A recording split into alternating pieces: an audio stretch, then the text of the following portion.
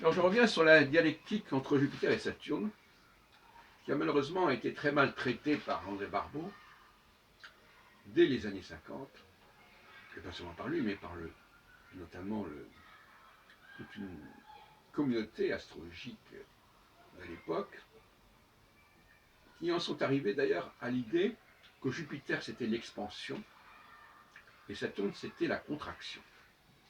C'était un contresens absolu.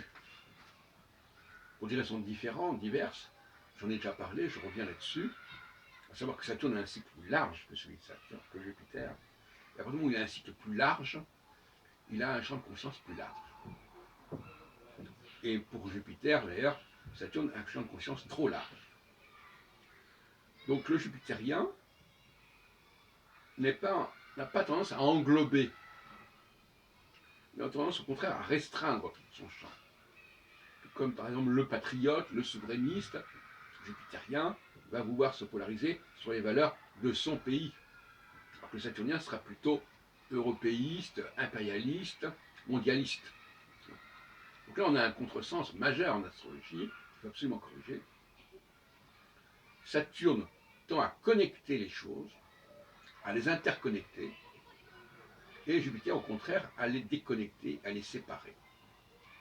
Le mot séparation, d'ailleurs, renvoie à l'idée de sacré, quelque part. Kadosh en hébreu.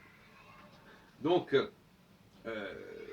l'approche jupitérienne et l'approche saturnienne du monde sont totalement différentes, mais ce n'est pas le jupitérien qui va faire l'expansion.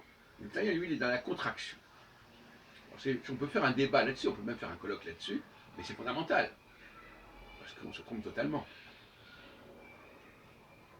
Moi, je suis effectivement, d'après les travaux de Klein, je suis jupitérien, j'ai Jupiter au milieu du ciel, si on se réfère à la date de naissance fournie par ma mère et non pas par l'état civil, à savoir le 1er décembre 1947 à 12h30 en local.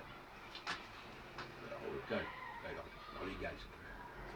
Et donc Jupiter au milieu du ciel, conjoint au Soleil et conjoint à Antares.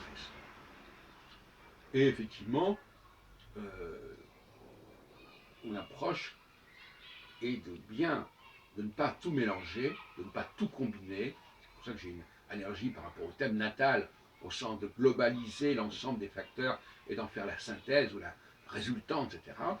C'est pour ça que j'ai une allergie par rapport aux travaux de Barbeau qui vont combiner les planètes, les cycles planétaires, les conjonctions planétaires depuis Jupiter jusqu'à Pluton. Bon, pour moi, c'est quelque chose que je ne supporte pas. Et qui, d'ailleurs, ça nous intéresse parce qu'au niveau des sciences physiques, il est clair que tout est interdépendant. C'est vrai que Saturne est la planète de la science physique, de la science dure. Mais au niveau des sciences humaines, des sciences sociales, on a tendance au contraire à cliver, à séparer. La France n'est pas l'Italie, n'est pas l'Allemagne, etc. Et la langue française n'est pas la langue russe, etc. Donc on ne mélange pas tout. Le saturnien, il a tendance à tout mélanger, à tout combiner. Voilà. Donc ça change complètement la psychologie, non seulement des deux planètes, mais en plus des planètes qui dominent les signes zodiacaux, pour ceux qui croient aux signes zodiacaux. Et donc par conséquent, le Sagittaire et le Poisson, qui sont jupitériens, ne sont pas du tout des signes d'expansion, mais des signes de rétraction. Et le Capricorne et le Verseau, qui sont des signes saturniens, sont des signes d'expansion et d'ouverture et d'intégration globale, et pas l'inverse, etc.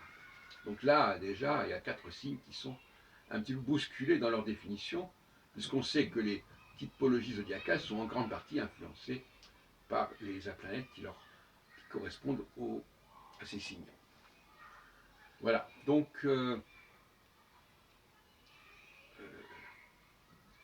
l'astrologie saturnienne est une astrologie du thème natal, une astrologie qui englobe l'ensemble des facteurs planétaires, alors que l'astrologie jupitérienne est une astrologie du cycle, d'un certain cycle, et il ne s'agit même pas de mélanger deux planètes ensemble, parce que mélanger deux planètes ensemble, pour les combiner, c'est déjà saturnien. C'est plutôt l'idée d'un cycle avec la planète et l'étoile fixe. Il ne faut pas qu'il y ait deux facteurs de même nature qui soient combinés, mais on peut combiner deux facteurs qui sont de nature différente, notamment le facteur mobile et le facteur fixe.